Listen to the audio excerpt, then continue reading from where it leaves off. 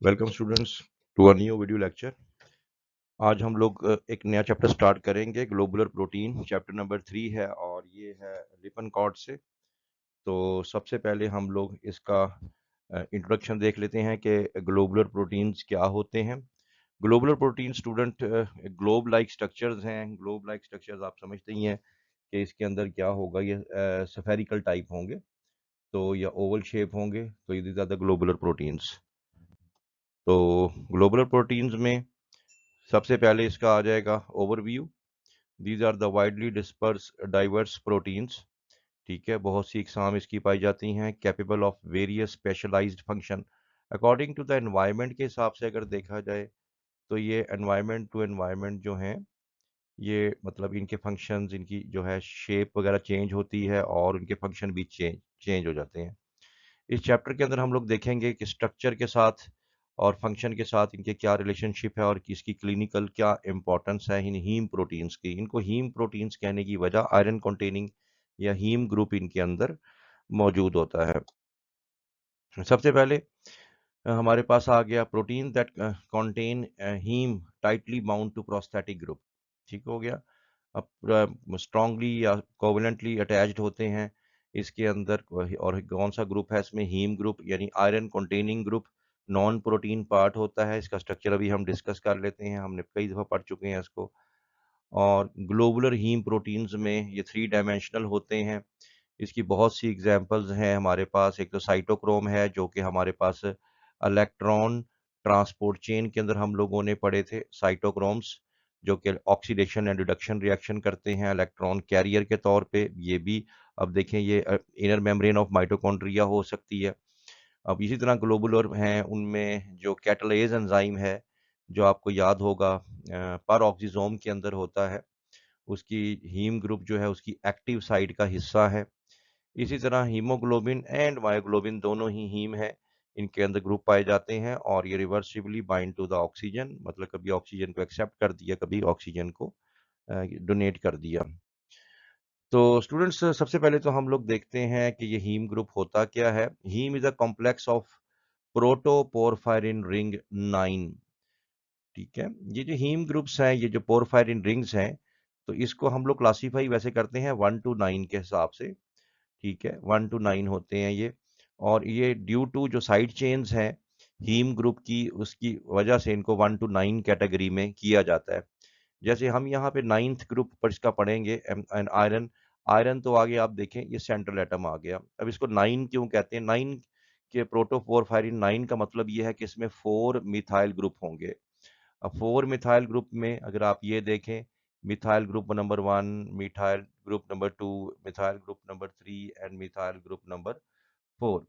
Similarly इसके अंदर 2 vinyl CH2 and C double bond CH। ठीक है, ये इसके अंदर 2 ग्रुप होंगे। आप ये देख सकते हैं, एक ग्रुप ये है और एक ग्रुप ये है। सिमिलरली 2 प्रोपियोनिक एसिड हैं, इसमें CH2 एंड COOH।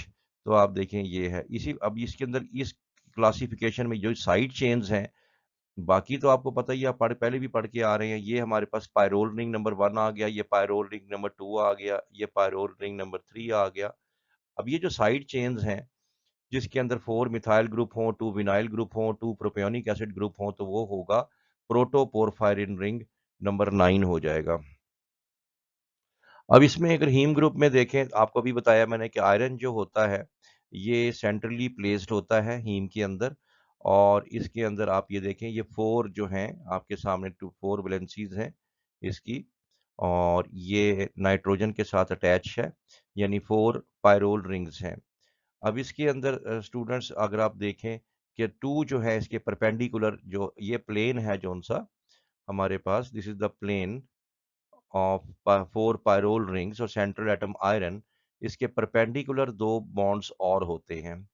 ठीक है, इसमें एक साइड पे जो है वो हिस्टिडीन होता है, प्रॉक्सिमल हिस्टिडीन, और ये भी इसके साथ डायरेक्टली अटैच होता है, जबकि इसका चौथा बॉन्ड जो होता है वो ऑक्सीजन के साथ अटैच होता है। तो यहाँ लिखा हुआ है 2 additional bond, 1 each side of the planar porphyrin ring. तो ईच साइड पे हैं प्लेनर के, ये प्लेन आपका, ये आपका प्लेन आ गया और ये 2 इसके आ गए। This position is coordinated to histidine residue whereas other position is available to bind oxygen। तो एक अब आपने याद रख लेना कि मायोग्लोबिन में एक डायरेक्टली अटैच है, दूसरा इसके साथ आयरन जो अटैच होगा।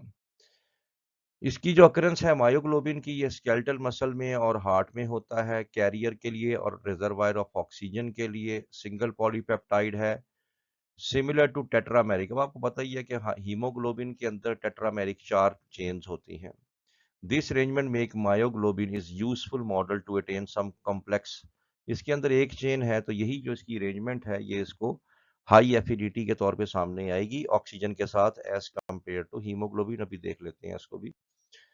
तो स्टूडेंट्स यहाँ पे अगर आप देखें, यहाँ पे 8 स्ट्रेचेस हैं। 8 स्ट्रेचेस से मुराद यहाँ पे हो गया कि 8 जगहों से ये मुड़ती है, क्योंकि सिंगल पॉलीपेप्टाइड चेन है। दिस इज द हमारे पास आ गया, ये हमारे पास ए आ गया एक, फिर दूसरा मोड़ आ गया बी, फिर उसके बाद तीसरा मोड़ आ गया सी, फिर फोर्थ आ गया, फिर पांचवा आ गया, फिर यहाँ से फिर देखें यहाँ से मोड़ आ गया, ठीक है, फिर ये एफ आ गया, फिर उसके बाद जी आ गया और इस तरह एच आ गया। तो ये 8 जगहों से मुड़ी हुई है। इसी वजह से हम कहते हैं कि मायोग्लोबिन जो है, इसके 8 स्ट्रेचेस हैं और हर स्ट्रेच को आपने ए टू एच कहना है, A B C D E F G H. तो एक तो ये अपनी ये बताना है। दूसरा ये है कि आप इसमें यहाँ पे बताना कि ये मुड़े हुए क्यों होते हैं, 8 स्ट्रेचेस हैं क्यों। तो आपने बताना है एक तो प्रोलीन की वजह से। आप लोग पढ़ चुके हैं चैप्टर नंबर 1 के अंदर, प्रोलीन के अंदर जो है वो हमारे पास ये अमाइनो ग्रुप होता है, ठीक है, और रिंग में होता है अमाइनो ग्रुप, बल्कि इसको अमाइड ग्रुप कहते हैं हम लोग। तो अमाइड ग्रुप जो है वो स्टूडेंट्स ये अल्फा हेलिक्स के अंदर अकोमोडेट नहीं हो सकता। तो इसी वजह से जहाँ पे ये आता है तो वहाँ पे ये बैंड सा आ जाता है ऐसे करके, ठीक है, क्योंकि वहाँ पे ये हेलिकल को अकोमोडेट नहीं कर सकता। ठीक है, बीटा बैंड्स भी आप लोग प्रीवियस चैप्टर में पढ़ चुके हैं, वहाँ पे मोड को ही हम लोग बोलेंगे बीटा बैंड्स और लूप्स होते हैं। तो अगर आप यहाँ पे भी देखें कि ये तो हमारे पास एल ए आ गया, और यहाँ पे हमारे पास देखें ये हमारे पास बैंड आ गया, फिर यहाँ पे बैंड आ गया, फिर यहाँ पे बैंड आ गया, फिर यहाँ पे बैंड आ गया। इस तरह बैंड्स इनकी वजह से अगर पूछ ले कोई बैंड्स किस वजह से आते हैं, तो आप कहेंगे प्रोटीन की वजह से, बीटा बैंड्स की वजह से और लूप्स की वजह से। यहाँ पे बल्कि दिखाया भी गया होगा मायोग्लोबिन में, अगर आप ये देखें ये भी बैंड है, ये भी बैंड है, क्योंकि यहाँ पे साइड चेन्स और रिंग स्ट्रक्चर जो प्रोलीन का है वो इस तरह से होता है कि यहाँ पे हेलिकल स्ट्रक्चर वो मेंटेन नहीं कर पाता, और वो एक दूसरे को रिपेल भी कर रहे होते हैं और साथ में बेंडिंग भी हो रही होती है, और इसकी स्टेबिलिटी जो है, अब बैंड की वजह से ज़ाहिर बात है ये फार चला जाएगा, तो इसकी जो स्टेबिलिटी है वो हाइड्रोजन बॉन्ड्स और आयनिक बॉन्ड्स की मदद से इनको मेंटेन भी किया जा सकता है। जैसे यहाँ पे आएगा तो ये अपना यहाँ पे हाइड्रोजन बॉन्ड इसको मेंटेन भी करेगा बैंड को। जो हमारे पास है इसमें मायोग्लोबिन, मायोग्लोबिन में स्टूडेंट्स यहाँ पे ऐसा होगा, हम बहुत अच्छे से पढ़ते आ रहे हैं कि जब ये ग्लोबुलर या टर्शरी स्ट्रक्चर इख्तियार कर लेता है कोई भी प्रोटीन, तो टर्शरी स्ट्रक्चर में क्या होता है कि जो हाइड्रोफोबिक अमाइनो एसिड्स होते हैं वो एट द सरफेस होते हैं, क्योंकि यहाँ पे वाटर होता है, जो सराउंडेड बाय वाटर। जबकि हाइड्रोफिलिक जो कोर होता है, दिस इज हाइड्रोफिलिक, तो वो इसके अंदर वाली साइड पे होगा, ठीक है। तो अगर आप देखें कि ये हाइड्रोफिलिक यहाँ पे जो है हाइड्रोफोबिक, सॉरी, हाइड्रोफोबिक जो है वो आप देखें इनसाइड द कोर है। ये देखिए हाइड्रोफोबिक, ये जितने भी येलो से कलर के हैं ये अंदर वाली साइड पे हैं, क्योंकि बाहर है वाटर। तो वाटर से लविंग वाला जो है हाइड्रोफिलिक होगा, तो हाइड्रोफिलिक जो है वो वाटर के साथ साथ होंगे, और इसी हाइड्रोफोबिक की वजह से दे आर बरीड इनसाइड आ जाते हैं, और ये ग्लोबुलर शक्ल इख्तियार करने में ये भी एक हाइड्रोफोबिक इंटरेक्शन भी एक कंट्रीब्यूटिंग फैक्टर है। इसी तरह ये हमारे पास कंप्लीट अब एक डायग्राम आ गई है। इसमें सर्विक्स जो होते हैं, हीम का हीम होता कहाँ है, ये दरमियान में जो यहाँ पे कैविटी होती है, ये क्योंकि फोल्ड हो जाते हैं ना, ये ऐसे करके फोल्डिंग में आ जाते हैं, फोल्डिंग होते होते होते होते होते, तो ये दरमियान में जो खाली जगह सी बचती है इसको प्रीवियस बोलते हैं। यहाँ पे करके हीम ग्रुप आपका यहाँ पे होता है, जो कि 4 पायरोल रिंग के साथ जो है वो अटैच होता है। एक तो आपने ये इसमें बता देना है। अब स्टूडेंट इसमें जो है बाइंडिंग ऑफ द ऑक्सीजन जो है वो किस तरह होगा, इसमें एक आ जाएगा proximal histidine F8 directly binds with the, अब ये मैंने आपको बताया था कि जो पॉलीपेप्टाइड चेन होती है ना, जैसे फर्ज करते हैं ये आयरन है, दिस इज आयरन, और आयरन की 4 हमारे पास जो है यहाँ पायरोल रिंग आ जाएंगी, ये तो हमें पता लग गया। अब होता ये है कि जो एक जो है रिंग है, जिसमें हम लोग कहते हैं एक रिंग यहाँ पे और एक रिंग यहाँ पे। अब ये जो ऊपर वाला एक रिंग है, एक तो मैंने बताया था कि डायरेक्टली अटैच किससे होता है, ऑक्सीजन की वजह से, यानी सॉरी ऑक्सीजन के साथ अटैच होगा, ठीक है। अब यहाँ पे जो अब आपने 2 बातें बतानी है कि यहाँ पे क्या है कि एक तो हो जाता है प्रॉक्सिमल हिस्टिडीन, तो यहाँ पे आ जाएगा H, ठीक है। H आ जाएगा जिसको हम कहेंगे जी प्रॉक्सिमल।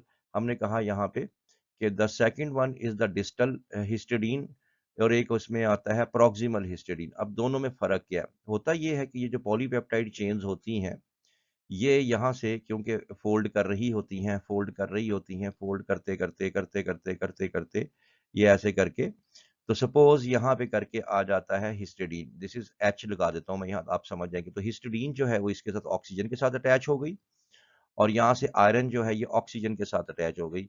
अब यहाँ पे जो ऑक्सीजन की जो स्टेबिलिटी है वो मज़बूत करेगा। तो हम कहते हैं कि the second one is the distal histidine do not directly bind with the heme but to stabilize oxygen। अब ये देखिए जो H है, अब ये क्योंकि पॉलीपेप्टाइड चेन आ रही है, अब इसके साथ हिस्टिडीन यहाँ पे करके मौजूद है। हिस्टिडीन जो है वो ऑक्सीजन से और ऑक्सीजन आयरन से अटैच है। इसको हम लोग कहते हैं डिस्टल हिस्टिडीन। डिस्टल का वैसे आम तौर पे मतलब लिया जाता है कि थोड़ा-सा दूर होना, क्योंकि ये थोड़ा-सा फार अवे है और इसको E7 कहने की वजह ये होती है कि ये ई स्ट्रेच, आपको बताया था कि ए से लेके एच तक स्ट्रेच होते हैं।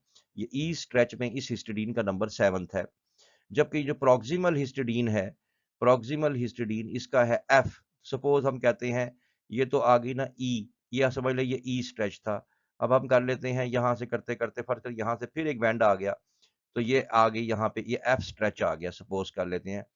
तो जो प्रॉक्सिमल होगा, यहाँ प्रॉक्सिमल में यहाँ पे 8वां जो होगा नंबर एफ स्ट्रेच में, वो प्रॉक्सिमल हिस्टिडीन का होगा। प्रॉक्सिमल का आमतौर मतलब होता है करीब, क्योंकि इसकी जो ओरिएंटेशन डिस्टेंस है आयरन से थोड़ा करीब होता है, हिस्टिडीन का जो डिस्टेंस होता है थोड़ा-सा वह यहाँ से दूर होता है।